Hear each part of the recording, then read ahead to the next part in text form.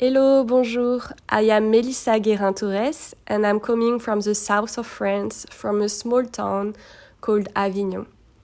I started my artistic journey as a ballerina. Yes, it is a hard work. When I was on stage, I started to wonder why I should keep smiling and tell this fairy tale story, such as Swan Lake, or Sleeping Beauty, while I'm having such a pain to my feet. And I started to wonder how I could express even more myself on stage. It's when I start to get interested by the performing arts. And I got engaged in 2 different companies in Belgium. So I moved there, and for 7 years I toured with different shows. Some were 4 hours, 8 hours, or 24 hours non-stop. So it's really this extreme show where you keep pushing yourself physically, emotionally, and psychologically. You cry on stage, you sweat, you run on stage. Everything is so extreme that it becomes cathartic and almost like a cleaning. But also you really put your whole soul out there to the audience. So I needed an escape from that. You give so much. How can I find myself back? It's when I start to create my own visual art. Now I'm living in Los Angeles, in such a big city that I need to have a daily escape, and I found it with my visual art, where it's like a meditation for me. I'm really inspired by nature. It's my biggest influence for my visual art. I'm thinking a lot about south of France with the singing cicadas, the accent of these people who are really singing, the beautiful lavender, the smell, and this vineyard, the colors, it's always sunny. I love botanical flowers, and I'm really inspired by all that. My biggest influence around ballet and how to break rules, but keeping these technical lines, will be Forsythe. And for the performing arts, Marina Abramović. I was really inspired by her while I was touring. Right now I'm focusing on my visual art. I just had a show at a gallery in downtown Los Angeles, so it was a beautiful experience for me to find a series. I like to work with series in visual art with a team. It was around like the underworld. I'm not really familiar how it is in the underworld, but I love the ocean. So through my botanical experience, I kind of created this own world, which was really pleasant. The biggest challenge of being an artist, I think, is the unknown. Nothing is really structured. It's not linear. And you just have to put yourself out there, which is not easy. You have to take risk, which is not always easy because there is a lot of self-doubt. And you create things from your heart, and it's scary to know how it's going to be received, but also it's such a joy and an accomplishment once you've done it.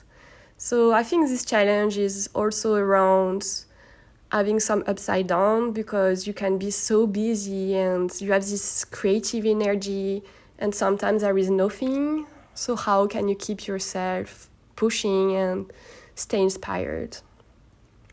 To my younger self, I will say, you're gonna be all right. Again, it's this unknown, and if I knew that I will succeed, it would have been easier, because I guess I will have had less stress and more conviction within myself.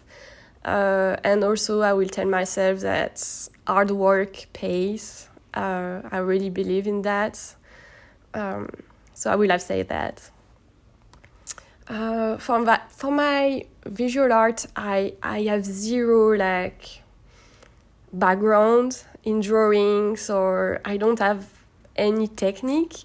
So I really allow myself to go for it and use whatever medium I want, whatever is pleasant within my hand. I love cutting papers. I love the sound of it.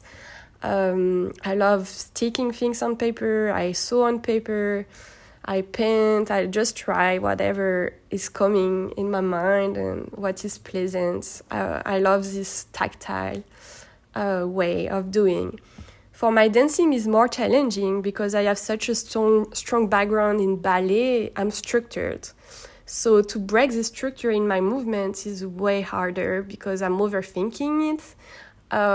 What is right, what is wrong, how the body should look. It's all about structure. Yes, beauty because I can do a lot with my body, but also it's blocking me from experiencing, I guess. When I create my visual arts, or even when I create choreography, I love silence because I create my own music. There is no structured with time. I feel like a music really gives you a beginning and an ending and give you a notion of time. Then silence, you can really stretch it as long as you want. I love to hear the nature. And the background of the city, I try to let it really far away from me, like almost an echo, that I try to not pay attention to.